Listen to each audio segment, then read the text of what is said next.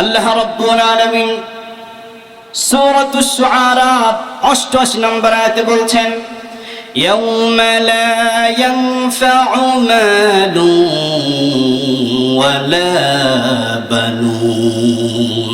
আল্লাহু আকবার বলেন। আল্লাহ রাব্বুল আলামিন বলছেন, ইয়াউমা লা ইয়ানফা'ু, সেদিন কোনো কাজে আসবে না, কোনো উপকারে আসবে না। কি কাজে আসবে না? মালু ওয়ালা বানুন, সম্পদ এবং সন্ততি কোনো কাজে আসবে না। সম্পদও কাজে আসবে না, সন্তান সন্ততিও কাজে আসবে না। কারণ দুনিয়ার ভিতরে আল্লাহ রাব্বুল আলামিন আমাদেরকে সন্তান দিয়েছেন, সম্পদ দিয়েছেন, এটা একটা মাত্র পরীক্ষার জন্য দিয়েছেন, পরীক্ষা করার জন্য দিয়েছেন। আল্লাহ পাক দেখতে চান যে বান্দাটা সন্তান পাওয়ার পরে, সম্পদ পাওয়ার পরে আমি আল্লাহকে বেশি ভালোবাসি নাকি সন্তান এবং তার সম্পদকে বেশি ভালোবাসি। আল্লাহ পাক পরীক্ষা করার জন্য সন্তান দিয়েছেন, সম্পদ দিয়েছেন। এটা আমার কথা নয়। আল্লাহ রাব্বুল আলামিন সূরাতুত তাগাবুনের 15 নম্বর আয়াতে বলছেন, ইন্নামা আমওয়ালুকুম ওয়া আওলাদুকুম ফিতনাহ ওয়াল্লাহু ইনদাহু আজরুন আযীম। জোরে বলুন আল্লাহু আকবার। আল্লাহ রাব্বুল আলামিন বলছেন, ইন্নামা আমওয়ালুকুম ওয়া আওলাদুকুম ফিতনাহ, নিশ্চয়ই তোমাদের সম্পদ এবং তোমাদের সন্তান সন্ততি হচ্ছে পরীক্ষা স্বরূপ। তোমাদেরকে পরীক্ষা করার জন্য সন্তান সন্ততি দেওয়া হয়েছে। তার মানে হলো, একটু ভালো করে লক্ষ্য করলে দেখবেন দুনিয়ার মানুষ সন্তানকেও ভালোবাসে, সম্পদকেও ভালোবাসে। দুনিয়ার ভিতরে তার যত চেষ্টা প্রচেষ্টায় দুইটা জিনিসের জন্যই বেশি। সন্তানের জন্য চেষ্টা প্রচেষ্টা অনেক বেশি থাকে। কেমন করে সন্তানকে খুশি করা যায়, কেমন করে সন্তানকে ভালো রাখা যায়, কেমন করে অর্থ সম্পদ বাড়ানো যায়, কেমন করে 10 লক্ষ থেকে 20 লক্ষ টাকা বানানো যায়, কেমন করে একতলা বাড়ি থেকে 5 তলা বাড়ি বানানো যায়, সম্পদ কত বেশি করা যায়, সন্তানকে কত বেশি সন্তুষ্ট করা যায়, এই দুইটা কাজের জন্য পুরুষ তার জীবনকেই ব্যয় করে দেয়। ঠিক না? জোরে করে বলো। এই জন্য আল্লাহ রাব্বুল আলামিন বলছেন, সন্তান আর সম্পদ তোমাদের জন্য পরীক্ষা। ঠিক তেমনি ভাবে ক্ষমতা, এটাও একটা পরীক্ষা। ঠিক কিনা বলেন? আল্লাহ রাব্বুল আলামিন মানুষকে ক্ষমতা দেন। এই ক্ষমতা দেওয়ার পরে আল্লাহ রাব্বুল আলামিন দেখতে চান দুনিয়ার মানুষেরা ক্ষমতা পাওয়ার পরে ক্ষমতার অপব্যবহার করে, ক্ষমতা পেয়ে আমি আল্লাহ রাব্বুল আলামিনকে ভুলে যায়, নাকি ক্ষমতা ঠিক মতো সে পালন করে। আল্লাহ পাক এটা দেখার জন্য এই মানুষকে ক্ষমতা দিয়ে থাকেন। সুবহানাল্লাহ পড়েন। যেমন ভাবে আল্লাহ রাব্বুল আলামিন ক্ষমতা দিয়েছিলেন হযরতে নবী সুলাইমান আলাইহিস সালাতু ওয়াস সালাম কি। নবী সুলাইমান আলাইহিস সালাতু ওয়াস সালাম কি যে ক্ষমতা দিয়েছিলেন, আল্লাহ পাক আর দুনিয়ার কাউকে সে ক্ষমতা দেন নাই। হযরতে সুলাইমান আলাইহিস সালাতু ওয়াস সালাম কে আল্লাহ রাব্বুল আলামিন সারা দুনিয়ার রাজত্ব দিয়েছিলেন। তিনি সারা দুনিয়া একা এক হাতে তিনি রাজত্ব চালিয়েছেন। আল্লাহু আকবার। আমাদের দেশের মতো ছোট্ট একটা দেশ নয়, বরং পুরা পৃথিবীর ভিতরে যত দেশ আছে, ওই মুহূর্তে পৃথিবীর বুকে যত মানুষ ছিল, সব মানুষের জন্য আল্লাহ রাব্বুল আলামিন তাকে প্রধানমন্ত্রী হিসেবে কবুল করেছিলেন। শুধু তাই নয়, আল্লাহ রাব্বুল আলামিন নবী সুলাইমান আলাইহিস সালামকে একটা আসন দিয়েছিলেন। এই আসনটা এত দামি, ওই আসনের উপরে বসে নবী সুলাইমান আলাইহিস সালাতু ওয়াস সালাম যেখানে যাওয়ার ইচ্ছা করতেন শুধু বলতেন আল্লাহর নামে চলো। কোনো পেট্রোল লাগতো না, ডিজেল লাগতো না, অকটেন লাগতো না, শুধু বলতো চলো। বলার সাথে সাথে আল্লাহর নামে আসনটা শূন্যে ভাসতে শুরু করে দিত। সুবহানাল্লাহ। আরো শোনেন, আল্লাহ রাব্বুল আলামিন নবী সুলাইমান আলাইহিস সালাতু ওয়াস সালামকে কি ক্ষমতা দিয়েছিলেন। একদম পিপিলিকা থেকে শুরু করে যত প্রাণী আছে, পিপিলিকা থেকে শুরু করে যত জিন আছে, যত রকম পশু পাখি আছে, আল্লাহ রাব্বুল আলামিন সবার ভাষা বোঝার তৌফিক দিয়েছিলেন নবী সুলাইমানকে।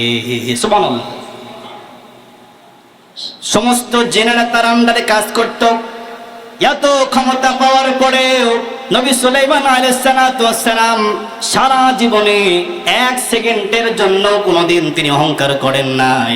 কিন্তু আমার দেশে দেখা যায় 5 বছরের ক্ষমতা পেয়ে তারা এমন ভাবে চলাফেরা করে যেন মাটিতেই তাদের পা পড়তে চায় না। ঠিক কিনা জোরে করে বল। এমন একটা অবস্থা, 5 বছরের ক্ষমতা পেয়ে মনে করে পুরা দুনিয়া মনে হয় পেয়ে গেছে। অথচ ছোট্ট একটা বাংলাদেশ, এই বাংলাদেশের কয়েকটা জেলার সে প্রতিনিধিত্ব করছে, এমপি হয়েছে। এমপি হওয়ার পরে তার ভাবখানা যেন এমন সারা দুনিয়ায় যেন ক্রয় করে নিয়েছে, ওর চাইতে ক্ষমতাবান মানুষ আর দুনিয়াতে একটাও নেই। এমন অবস্থা না জোরে করে বলে। এমন মানুষ দেখেছি আমরা, নির্বাচনের পূর্বে তারা থাকে একদম আঙ্গুলের মতো, কিন্তু নির্বাচন যখন করে নির্বাচনের 1-2 বছর যাইতে আঙ্গুল ফুলে তারা কলা গাছ হয়ে যায়। কথা বলুন ঠিক কিনা? ওরা বলে নির্বাচন করতে গিয়ে লক্ষ কোটি টাকা খরচ করেছি, টাকা কি ওঠানো লাগবে না? এই কথাটা বলে তারা বৈধ অবৈধ দেখে না, যেখানে যেমন করে পায় সেখানেই তারা দেশের সম্পদ লুণ্ঠন করে খায়। যদি বলুন ঠিক কিনা? 5 বছরের ক্ষমতা পেয়ে তারা যে পরিমাণ লাফালাফি করে, যদি নবী সুলাইমান আলাইহিস সালাতু ওয়াস সালামের ক্ষমতার এক কোনা কানিও পাইতো, ওরে তো মনে হয় যে কেমন যে করতো আল্লাহ তাআলাই ভালো। ঠিক কিনা বলে? তাহলে ক্ষমতা পেয়ে অহংকার করা যাবে না, কারণ ক্ষমতা দেওয়ার মালিক কে? আরো আসতে বলেন, ক্ষমতা দেওয়ার মালিক কে? আল্লাহ। তাহলে নবী সুলাইমান আলাইহিস সালাতু ওয়াস সালামকে আল্লাহ পাক ক্ষমতা দিলেন। ক্ষমতা পাওয়ার পরে তিনি জীবনে একবারের জন্য অহংকার করেন নাই, জীবনে 1 সেকেন্ডের জন্য আল্লাহকে ভুলে যান নাই। আল্লাহু আকবার বলে। তাকে এত ক্ষমতা দেওয়ার পরেও তিনি নাফরমানি করেন নাই।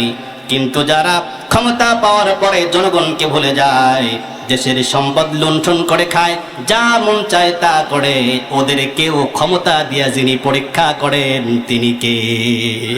যদি আওয়াজ করে বলুন তিনি কে? আল্লাহ রাব্বুল আলামিন। কারণ আল্লাহ রাব্বুল আলামিন তিনি ক্ষমতা দেওয়ার মালিক, আবার তিনি ক্ষমতা কেড়ে নেওয়ার মালিক। ঠিক কিনা বলেন? আল্লাহ রাব্বুল আলামিন সূরা আলে ইমরানের 26 নম্বর আয়াতে বলছেন, কুলিল্লাহুম্মা মালিকাল মুলকি তু'তিল মুলকা মান তাশাউ ওয়া তানজিউল মুলকা মিম্মান তাশাউ ওয়া তু'ইজ্জু মান তাশাউ ওয়া তুযিল্লু মান তাশাউ বিয়াদিকাল খায়র ইন্নাকা আলা কুল্লি শাইইন কাদির। আল্লাহু আকবার বলেন।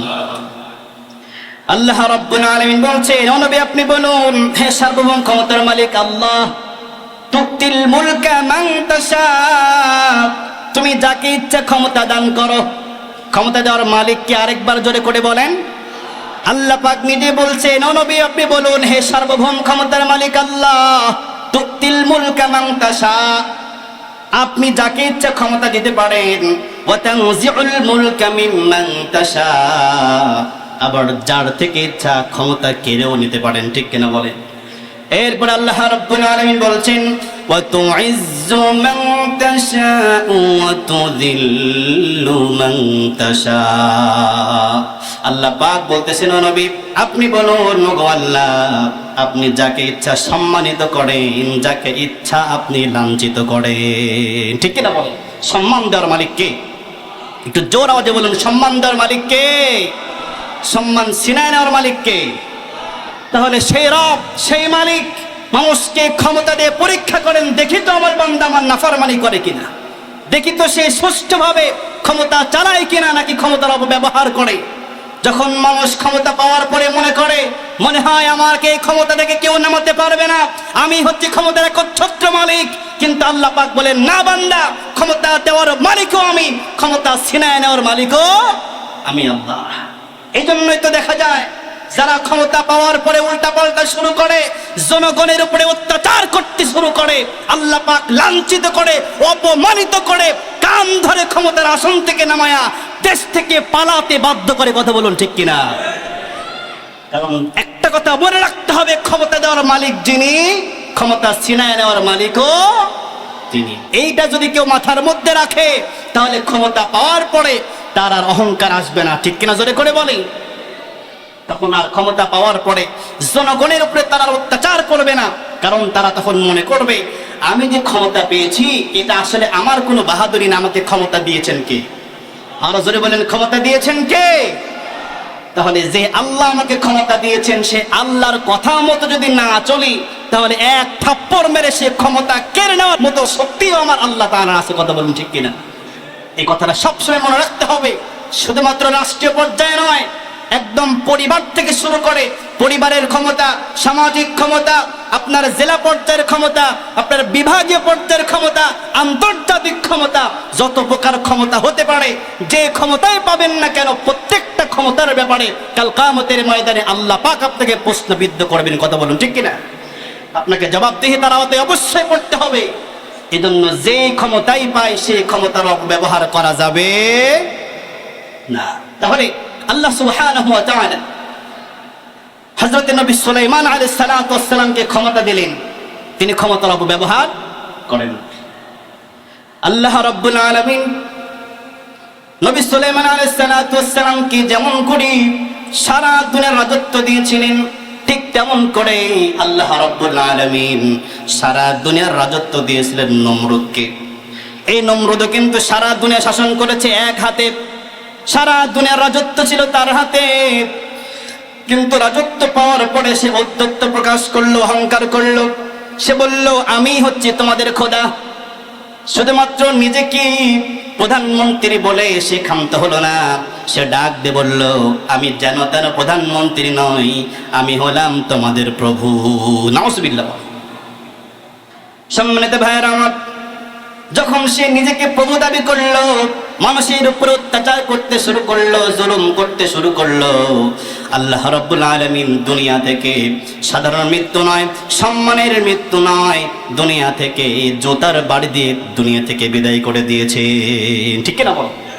ফেরাউন বলেছিল আনা রাব্বুকুমুল আলা, আমি হচ্ছি তোমাদের বড় খোদা, আমার চাইতে বড় কোনো খোদা নাই, বড় কোনো প্রভু নাই। সে নিজেকে রব বলে দাবি করেছিল। সেই নিজেকে বড় রব বলে দাবি করা ফেরাউনকে আল্লাহ রাব্বুল আলামিন দুনিয়া থেকে নাকানি চুবানি খাওয়ায়া দুনিয়া থেকে বিদায় করে দিয়েছে। ঠিক না? তাহলে সে ফেরাউন, যে নমরুদ, ক্ষমতা পাওয়ার পরে ক্ষমতার অপব্যবহার করলো, মানুষের উপরে জুলুম করলো, অত্যাচার করলো, নিজের রবকে ভুলে গিয়ে নিজেকে রব বলে দাবি করলো, আল্লাহ পাক তাদেরকেও পৃথিবী থেকে তাড়িয়ে দিয়েছেন। ঠিক কিনা বলেন?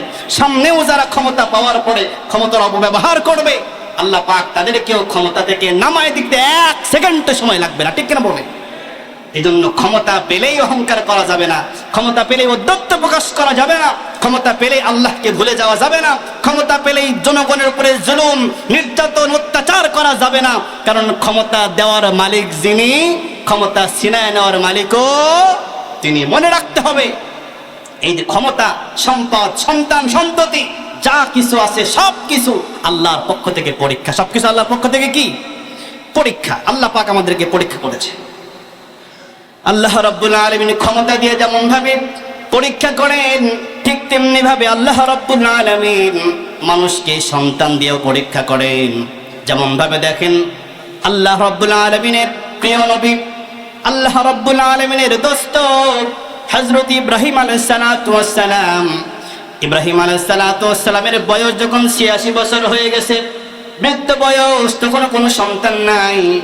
তিনি আল্লাহ রাব্বুল আলামিনের দরবারে দোয়া করলেন, রব্বি হাবলি মিনাস সালিহিন। আল্লাহু আকবার বলেন।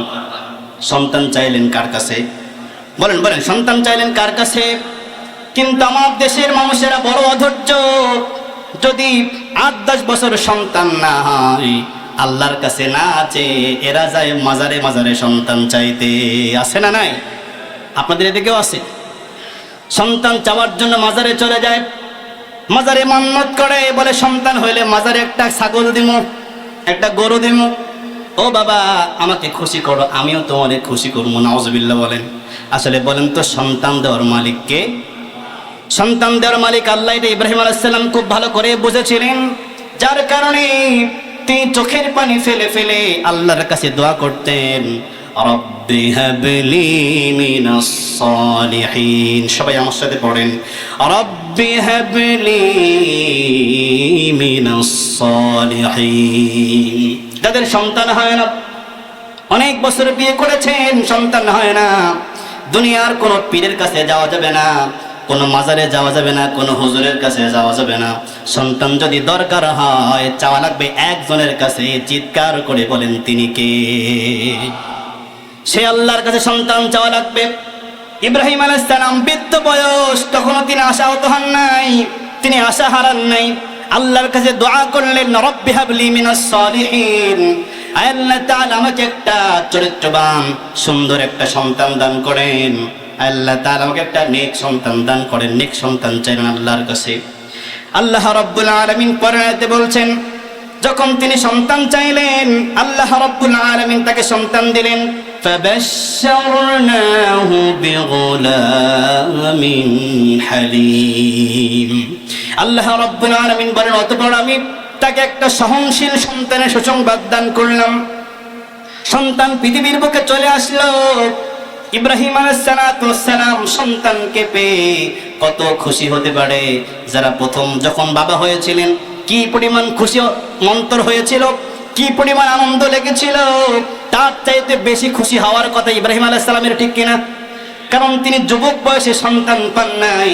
যখন তিনি বৃদ্ধ হয়ে গেছেন, যখন আসলে সন্তান পাওয়ার তেমন কোনো আশাই নাই, ওই মুহূর্তে আল্লাহ পাক তার গোল জোড়ে নয়ন জোড়ানো একটা সন্তান তার কোলে দিয়ে দিলেন। সুবহানাল্লাহ। পরে সন্তানকে পাওয়ার পরে ইব্রাহিম আলাইহিস সালাম এগালে চোমা খায়, সন্তানকে বুকের সাথে জড়ায় ধরে, সন্তানকে আদর করে।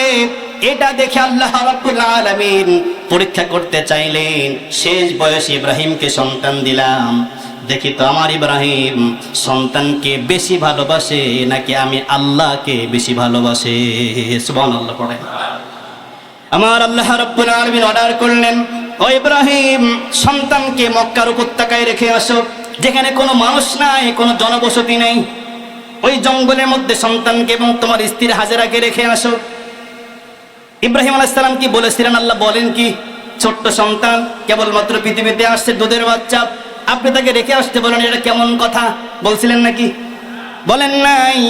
আল্লাহ পাক যখন বলেছেন যাও সন্তানকে রেখে আসো, কোনো কথা বলেন নাই, কোনো ওজর পেশ করেন নাই। যখনই বলেছেন সন্তানকে রেখে আসো, স্ত্রীকে বলেছে চলো তোমাদেরকে এক জায়গায় রেখে আসবো, সন্তানকে নিয়ে তিনি রওনা হয়েছেন। সন্তানকে নিয়ে তিনি মক্কা নগরীতে চলে গেলেন, এমন একটি জায়গা যে জায়গার ভিতরে কোনো মানুষ নাই, জন নাই, কোনো জনবসতি নাই, কোনো পানির ব্যবস্থা নাই, খাওয়ার ব্যবস্থা নাই।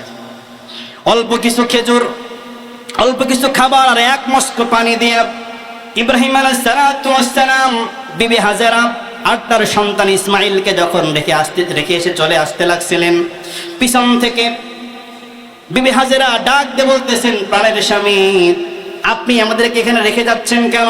কোনো ভুল করেছি নাকি? কোনো অপরাধ করেছি নাকি? কি ভুল করেছি, কি অপরাধ করেছি বলেন? আমার কি অপরাধ বলেন? আমি পা ধরে ক্ষমা চাইতে রাজি আছি, বলুন কি অপরাধ করেছি? ইব্রাহিম আলাইহিস সালাম কোনো কথা বলেন না, তিনি সামনের দিকে বীর পুরুষের মতো হেঁটে যাচ্ছেন। আল্লাহু আকবার বলেন।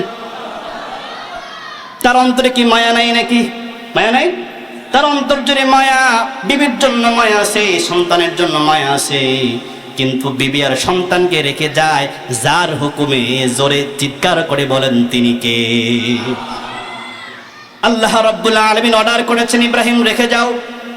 হাজারো মায়া থাকা সত্ত্বেও তিনি সন্তানকে রেখে যখন চলে আসতেছিলেন, বিবি হাজেরা বুঝতে পারলেন এটা অবশ্যই আল্লাহ তাআলার হুকুম হবে। শুধু একটিবার স্বামীকে ডাক দিয়ে বললেন, স্বামী হে, আপনি আমাদেরকে রেখে যাচ্ছেন, কোনো সমস্যা নাই, শুধুমাত্র একটা প্রশ্নের জবাব দেন। ও প্রাণের স্বামী, আপনি আমাদেরকে এখানে যে রেখে যাচ্ছেন, এটা আপনার ইচ্ছায় নাকি আল্লাহর ইচ্ছায়? কথাটা বলার সাথে সাথে তিনি মুখ দিয়েও জবাব দিতে পারেন নাই। শাহাদত আঙ্গুলটা আসমানের দিকে উঁচা করে বিবিকে ইশারায় বুঝিয়ে দিয়েছেন, হ্যাঁ বিবি, এটা আমার ইচ্ছায় নয়, তোমাকে রেখে যাচ্ছি আল্লাহর ইচ্ছায়। আল্লাহু আকবার। সন্তানকে সেখানে রেখে আসলেন। সেখানে রেখে আসার পরে তিনি আল্লাহর কাছে দোয়া করলেন। আল্লাহ রাব্বুল আলামিন দোয়াটা তুলে ধরেছেন।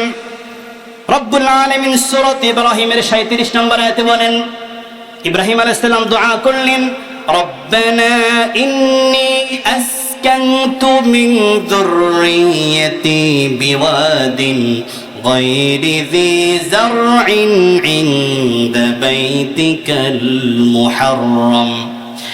তিনি দোয়া করলেন, আল্লাহ তাআলা, হে আমার প্রতিপালক, আমি আমার বংশধরকে অর্থাৎ আমার সন্তানকে আপনার সম্মানিত ঘরের আশেপাশে এমন এক জায়গায় রেখে আসলাম যেখানে কোনো ক্ষেত খামার ছিল না, যেখানে কোনো জনবসতি ছিল না, যেখানে কোনো মানুষজন ছিল না। আয় আল্লাহ, এটা আমি আমার জন্য রাখি নাই, কেন রেখেছি? রব্বানা লিয়ুকিমুস সালাহ, আয় আল্লাহ তাআলা, এজন্যই রেখে দিলাম যাতে করে তারা নামাজকে কায়েম করে। আল্লাহু আকবার বলে। এরপর আল্লাহর কাছে দোয়া করলেন, ফাজআল আফইদাতাম মিনান নাসি তাহওয়ি ইলাইহিম। দোয়া করলেন, আল্লাহ তাআলা, তুমি তাদের প্রতি কিছু মানুষের অন্তরে মহব্বত তৈরি করে দাও। সুবহানাল্লাহ পড়ে। তার মানে আল্লাহ আমার সন্তানকে রেখে যাচ্ছি একা একা, কোনো মানুষ নাই, কোনো জন নাই, কোনো জনবসতি নাই। আল্লাহ, জঙ্গলের মধ্যে রেখে যাচ্ছি। ওগো আল্লাহ, তুমি কিছু মানুষের অন্তরে আমার সন্তান আর বিবির জন্য মুহাব্বত তৈরি করে দাও। সুবহানাল্লাহ পড়েন।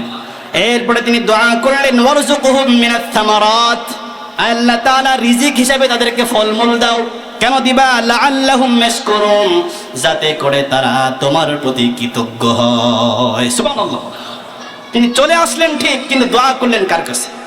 জোরে বলেন, কার কাছে? আল্লাহকে বললেন, আল্লাহ, আমার সন্তানকে এমন জায়গায় রেখে আসলাম যেখানে মানুষ নাই, জনবসতি নাই, ক্ষেত খামার নাই।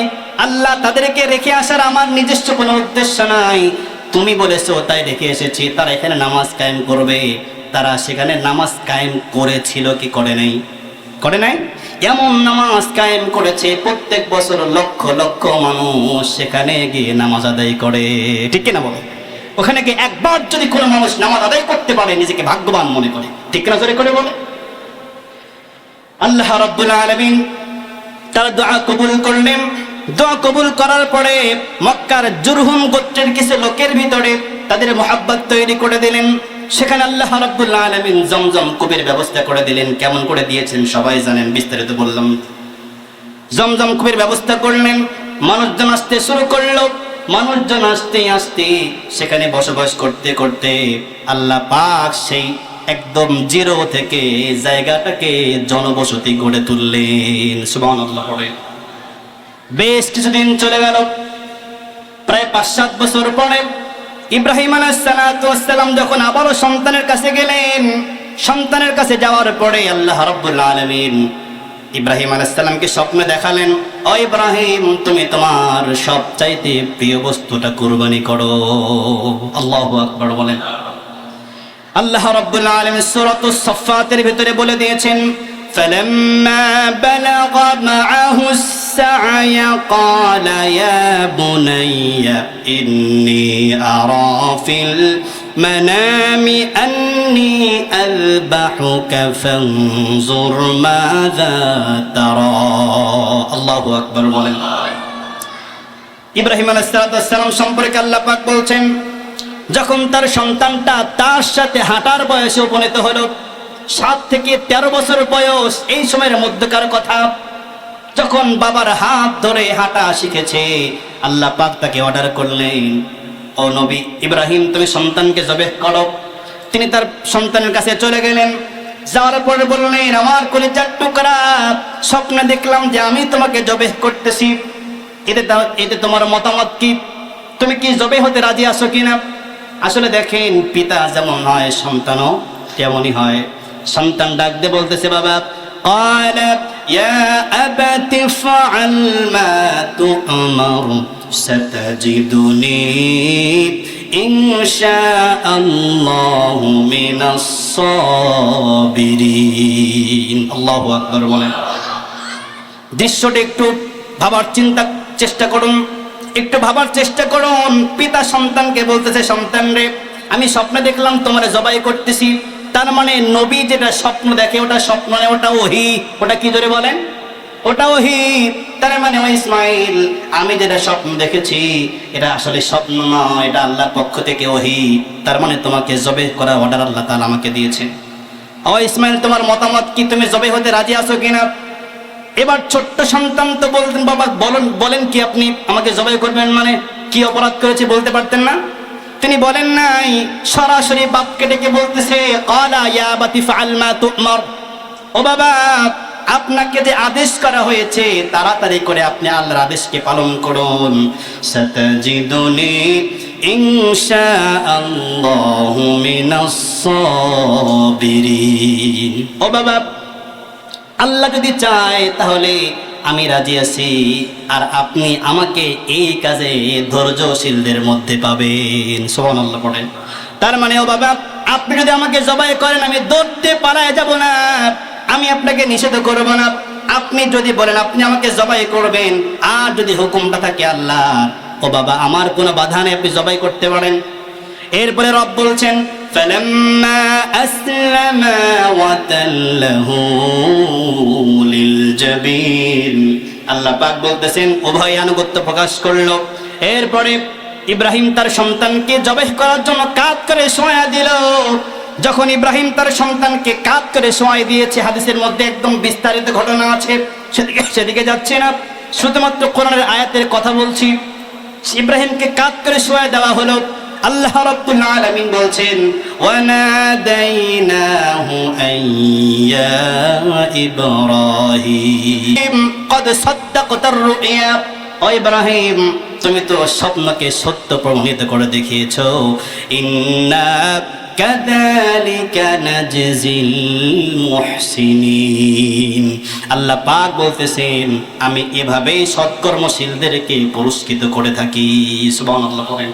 তার মানে আল্লাহ পাক বোঝালেন, বান্দা আমি এভাবে সৎকর্মশীলদেরকে পরীক্ষায় ফেলি, আর পরীক্ষায় ফেলানোর পরে ওরা যখন পরীক্ষায় উত্তীর্ণ করে, যখন পরীক্ষায় উত্তীর্ণ হয়ে যায়, আমি আল্লাহ পাক এই উত্তীর্ণের মাধ্যমেই তাদেরকে পুরস্কৃত করে থাকি। আল্লাহ পাক পরের আয়াতে বলছেন, ইন্না হাদা লাহুয়াল বালাউল মুবিন। আল্লাহ পাক বলছেন এটা ছিল একদমই স্পষ্ট পরীক্ষা, পরীক্ষা ছাড়া কিছু না।